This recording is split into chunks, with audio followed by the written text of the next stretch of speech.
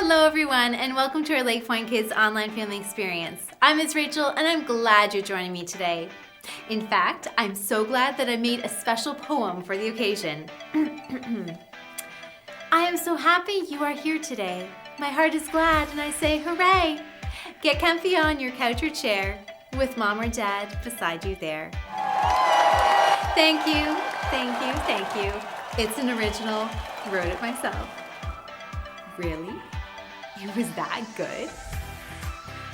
Well, I do have another one if you'd like to hear it, and actually some of your names are mentioned in it. Should I recite it to you?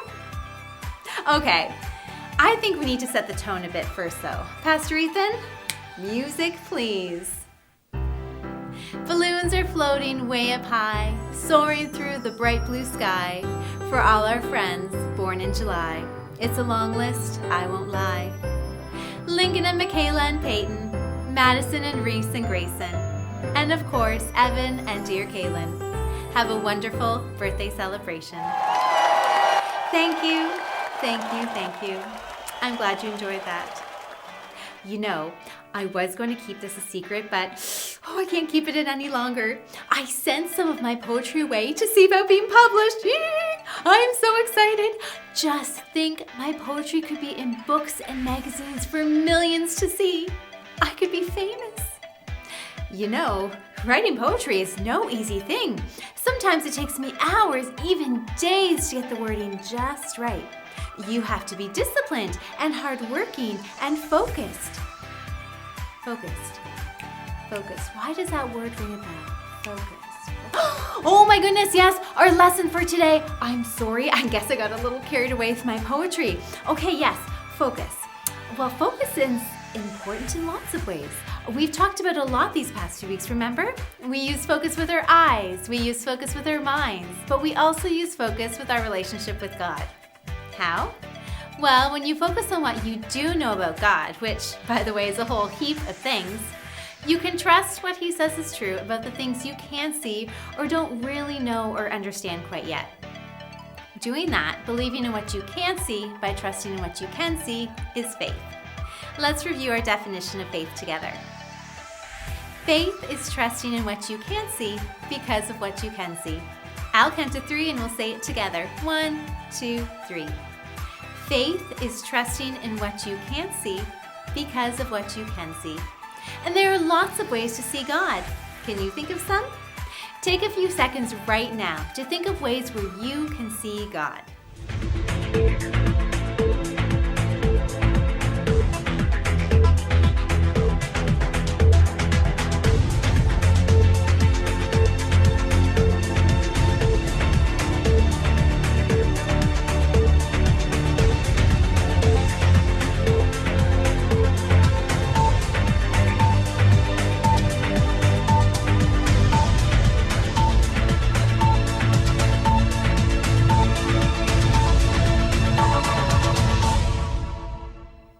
So what'd you come up with?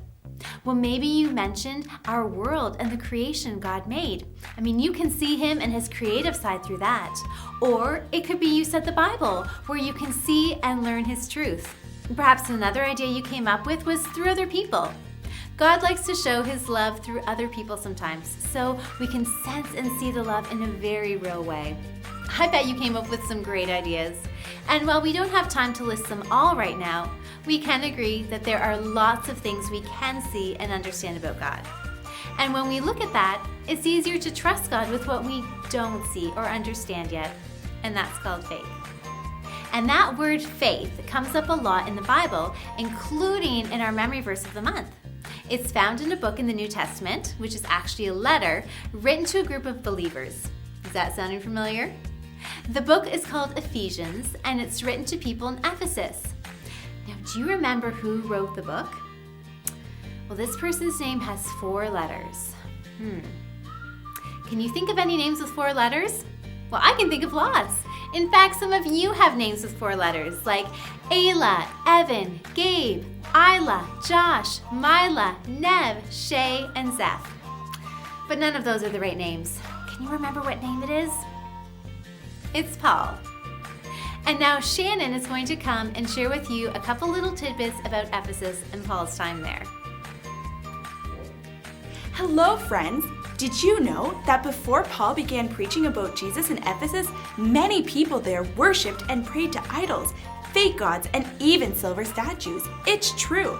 After many people turned away from that and began loving Jesus, they stopped buying idols, and so the silversmiths in the city were very angry. They weren't making any money selling idols like they used to because so many people stopped buying them and instead worshipped God.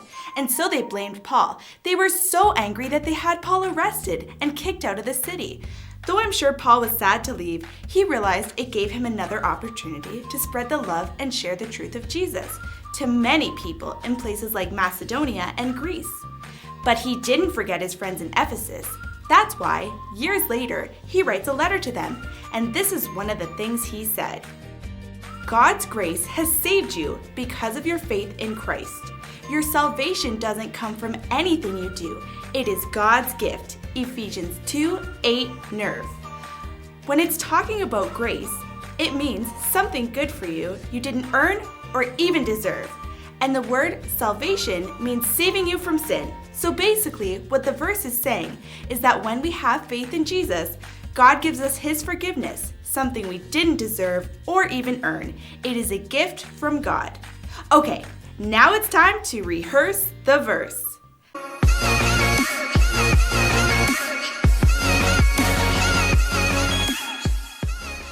One, two, three. God's grace has saved you because of your faith in Christ. Your salvation doesn't come from anything you do. It is God's gift. Ephesians 2:8 nerve. And for our memory verse challenge today, I want you to grab a partner and a ball. Feel free to press pause and grab anything you need. Okay, first off, let's start by rolling the ball back and forth to each other. Okay, on your mark, get set, go! God's grace has saved you because of your faith in Christ. Your salvation doesn't come from anything you do. It is God's gift. Ephesians 2:8 nerve. Good job, everyone. Now, let's try tossing the ball back and forth to each other. Nice and easy. Ready, set, go! God's grace has saved you because of your faith in Christ. Your salvation doesn't come from anything you do. It is God's gift. Ephesians 2:8 nerve. Excellent! Now, we're going to try and make it a little bit harder. Let's try tossing the ball back and forth with your opposite hand. Are you ready? Begin! God's grace has saved you because of your faith in Christ. Your salvation doesn't come from anything you do. It is God's gift. Ephesians 2:8 nerve. Great job, everyone! So faith, how do we describe it again? Well, faith is trusting what you can see because of what you can see. And our bottom line, or focus point of today is, knowing Jesus changes the way you see your problems. Let's say it together. 1, 2, 3. Knowing Jesus changes the way you see your problems. Friends, I know I should be focusing on the bottom line right now, but I can't wait to tell you. When you were rehearsing the verse with Shannon, I went out to the mailbox and found this. A letter from the publishing company. Ooh, this is my big moment. This is when everything will change. This will be the start of my professional writing career. Ooh, let's see what it says. Here we go. Dear Miss Rachel, thank you for your submission of poems to the... Upon careful consideration, I forgot to inform you that our company will not be publishing your poems. They didn't like them. Well, this is disappointing. This hurts. This stinks. And I just got a paper cut to add insult to injury. This was not how things were supposed to turn out. This was not the plan. Oh, what a horrible day it's turning out to be. I'm sorry, I'm just not much fun to be with right now. I need to be alone for a few minutes. Why don't you go see what John and Brandon are up to? 1 or 2? 1. 1 or 2? 1. Okay, try this one. 1 or 2? 1. Last one. 1 or 2? 1. Okay. Yeah.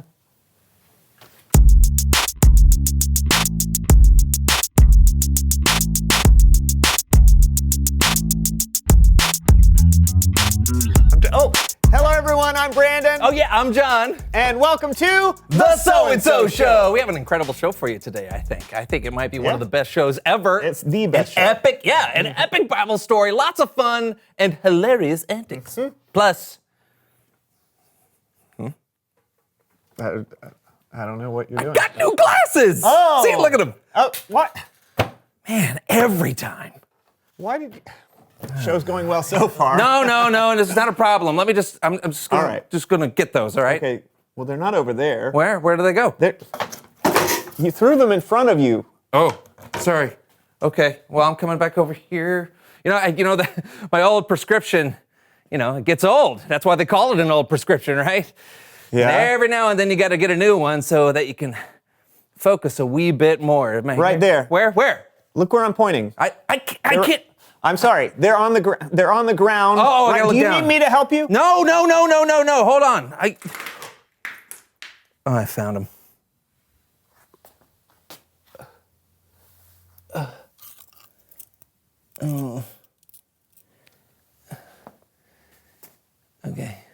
Okay. Let's work. Is it okay? Oh. What? No, they look good. This isn't gonna work. Oh no. Okay, you know what? No problem. I don't want to ruin the best show ever, so I'm just gonna go upstairs and get my old glasses. Do you want me to get them for you? No. You stay here and make the show happen. Okay. That's not the door. Okay. It's. Do you need? I'll tell you what. I'll just stall until you get back. And Okay, then we'll sounds good. Have the best show ever. All right. All right. Do you need me to help you with that? Yeah. There's a hole right here. Yeah. Well, there's a handle below that. Okay. Oh, there's. What did I do? I don't know. I can't get my finger out. Ow! These doors are hard. Yeah. I'm gonna get these fixed. Wow. Ow. Mm. Oh, okay. Let's see. Okay. Best show ever. Here we go.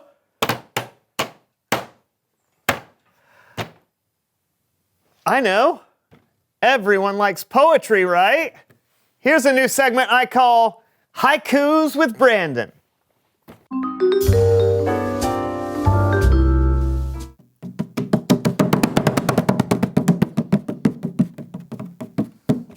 So-and-so, and so.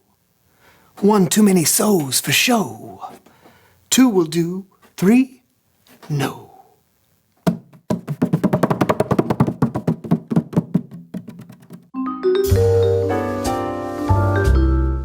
Man, haikus are short. Is John back yet? I'll just hold on. John! Brandon, Yeah, John? can you hear me? Yeah, where are you? I'm not sure. Oh, wait. Brandon? John, how are you? I don't know. I can't see anything. Everything is so orange. Well, I mean, can you go back the way you came? Like, retrace your steps. Okay, I'll try.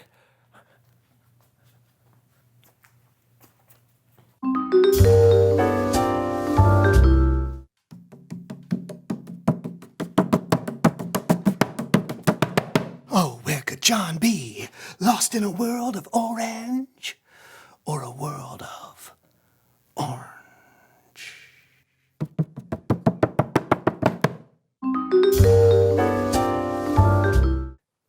John? What? I'm still here. Brandon, you gotta help me. Anyone? Help! Wait, no, Anyone? John, don't leave me here. No, not again, not again. No. I got nothing. Nada. Zilch. This isn't working.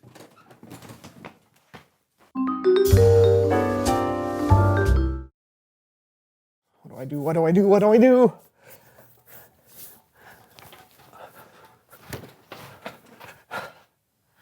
I'd say this qualifies as a co-host emergency. Here goes.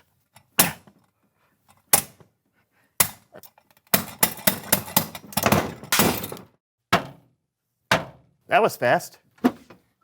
Yeah, it was, Brandon. Oh, no. Oh, yeah!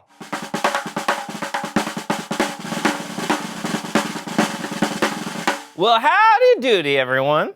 I'm Fred, and welcome to the So and Fred Show.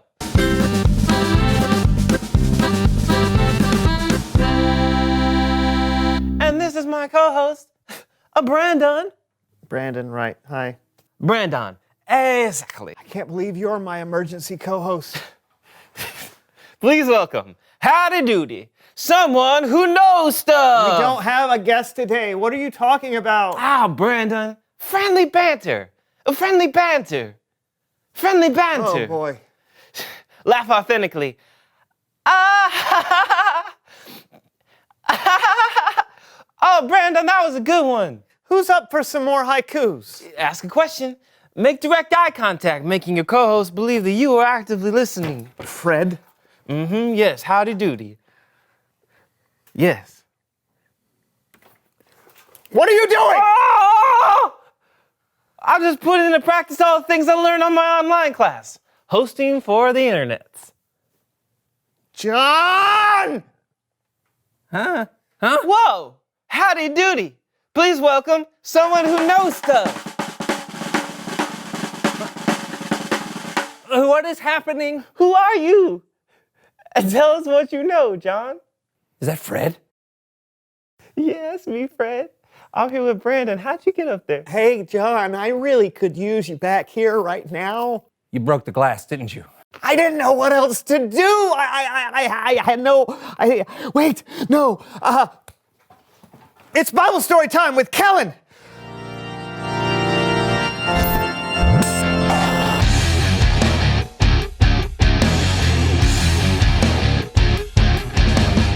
What's up, fellas?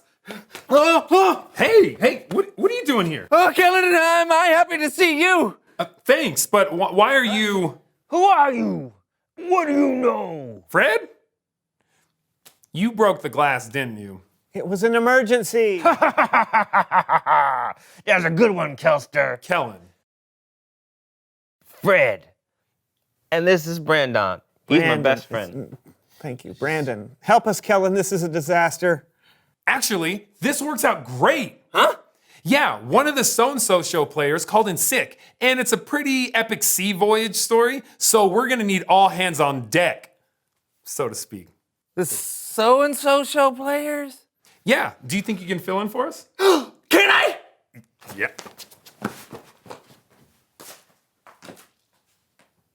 Oh, it's that way. Okay, so you may have heard of this guy named Paul. He wrote half of what we now call the New Testament in the Bible. Paul had a mission to tell the story of Jesus to as many people as he could. He traveled all over the known world doing just that. God even promised Paul that he would take Jesus' story all the way to the city of Rome. But God didn't promise it would all be smooth sailing. Whoa!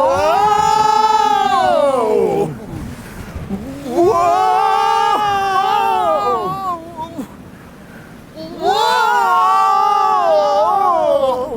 Make the ship lighter! Throw things overboard! Hurry! Back then, talking about Jesus was against the law in some places.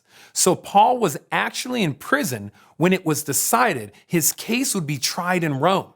The plan was to travel safely to Rome by ship, but a horrible storm changed that plan. Don't worry, Captain. An angel told me last night that not one person will die on this ship. Yay! Only the ship will be lost. Not my mannequin! We must run the ship onto a beach somewhere. Welcome to Malta! Not yet. What? He said beach? Later. Oh!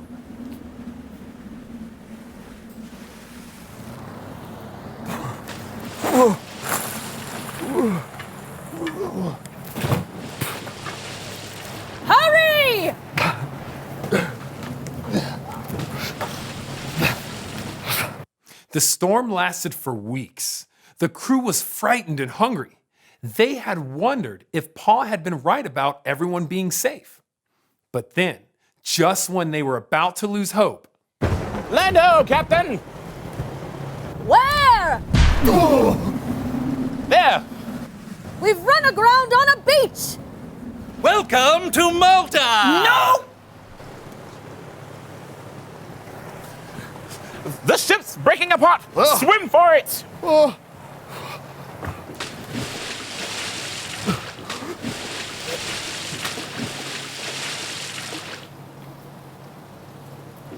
all 276 people on the ship reached the shore safely, just as the angel promised Paul. They hadn't made it to Rome, but rather an island they were unfamiliar with. Help me. whew, it's cold. Oh, maybe we should make a fire. Yes, do that. Where are we? It looks like any other beach. I said, it looks like any other beach. Welcome to Malta!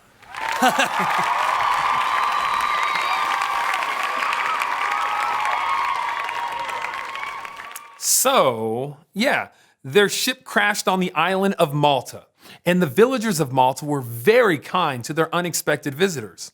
We thought we were goners for sure. Oh, thank you. But then our ship crashed here, but not one person died. Not one. You all have been really great, by the way. Thank you.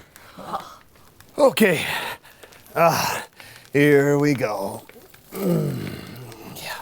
Ooh, snake!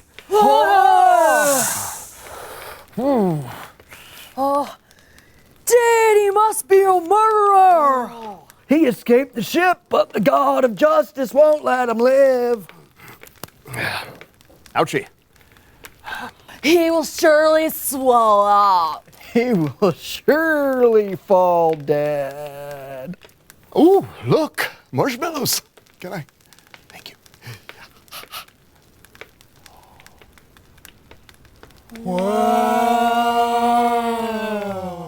Paul and his shipmates stayed on Malta for 3 months. While they were there, Paul prayed for the villagers, and those who were sick were healed. And when their ship was repaired, they completed their voyage to Rome, where Paul told people the good news of Jesus. The end.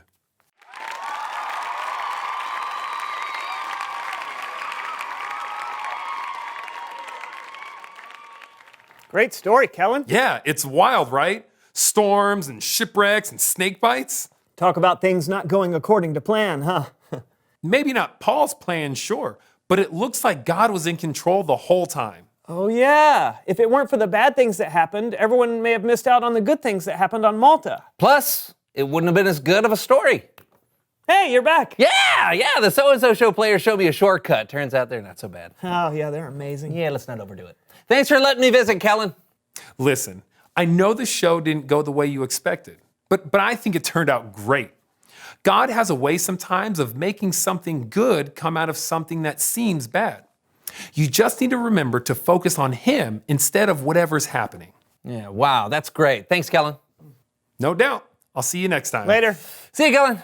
You know, he's right. Something good can totally come out of something bad. Like today, I got trapped in Kellen's bubble, which seems bad. Yeah, but then Kellen needed you to help tell the Bible story, which was good. Although we did have to change the show at the last second, which seemed bad. But then you got to finally share your poetry with the world, which was good. True. That's what I do. Did. And then Fred came on as your co-host, which seems bad. Then I'm still thinking about what the good is. Where is Fred, anyway? I don't know. Reveal the question. Oh, when have you seen something good come out of something bad? Yeah, you saw how things worked out for us. What about you? When have you seen something good come out of something bad? You know, Brandon, I don't think this was the best show ever after all. Oh, no? I think it was better. Oh, can you be better than the best? Yes. Okie doke. That was the So-and-So Show, folks. See you, folks. Whoa, I'm in a bubble. Howdy doody. I'm in a bubble. How'd I get here? Howdy doody. In a bubble.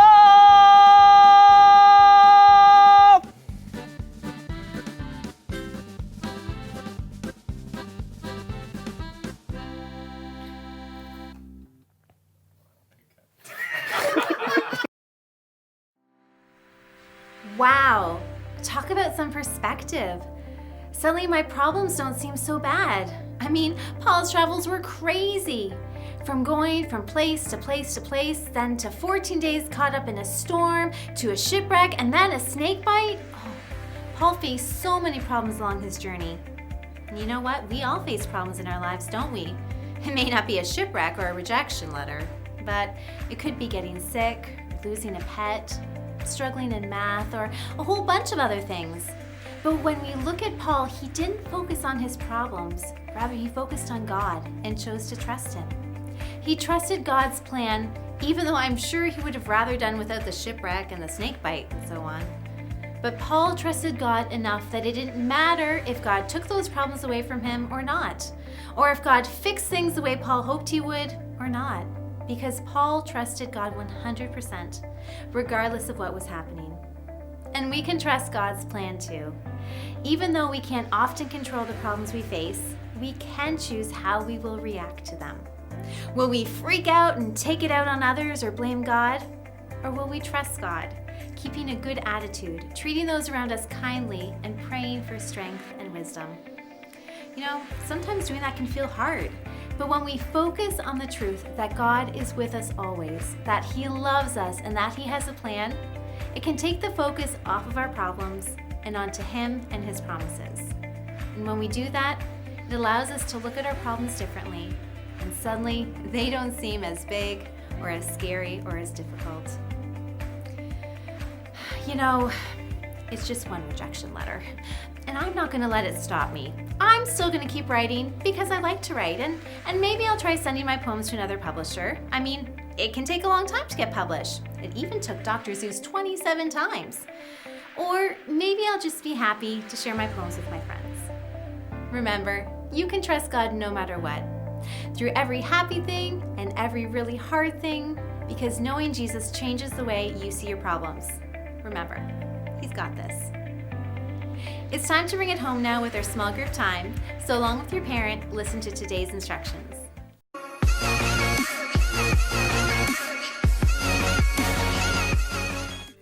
First off, you are going to act out Paul's story. Traveling as a prisoner by boat, caught up in a storm, shipwrecked on an island, bitten by a snake. Whew, it makes for quite the adventurous drama. Encourage everyone in your family to participate, or if your acting crew is a little small, then just do a part of the story that works best for you. Afterwards, parents, please share about a time in your own life where you faced hard times and how focusing on God helped you keep your perspective and influenced how you faced these difficulties.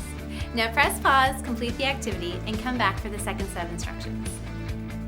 For our second activity, you are going to try to make a poem. You can use any format you want: acrostic, the famous roses are red, violets are blue verse, two-line rhyming, whatever you'd like. Make it about something you learned today in our lesson. This week, to have a chance to win a $10 gift card to Timmy's or A&W, please take a picture of you and one of your Bringing It Home activities. I can't wait to see them. Parents, please post a picture on our LakePoint Kids Facebook page or email to me at rachel@lakepoint.church. Want to help others know about Jesus? A really practical idea for that is by drawing or coloring a picture for our Brighten Your Day campaign. Just draw a picture and write your name and age on it. Then seal it in an envelope or a Ziploc bag and have your parent drop it off in the mailbox attached to the wall beside our front doors here at LakePoint. Your pictures bless and encourage some of our most isolated people at LakePoint and in our community. Just a reminder that you can go back and watch your favorite LakePoint Kids family experiences on our YouTube channel or on our LakePoint app in the Family Resources section. Oh, whoops. Sorry, friends. Just got a text here. Oh, it's from Shannon. Her mom's birthday is coming up and she's wondering if I could write a poem for the occasion. Aww. Of course. You know, Just because my plan to have my poems published didn't work, it doesn't mean that there isn't another way to share them with others. And so to close it off, I'll leave you with one more poem. Thanks for tuning in and learning with me that Jesus changes the way our problems we see. Whether we're sad or scared or we smashed our knee, He is right there with us and will always be.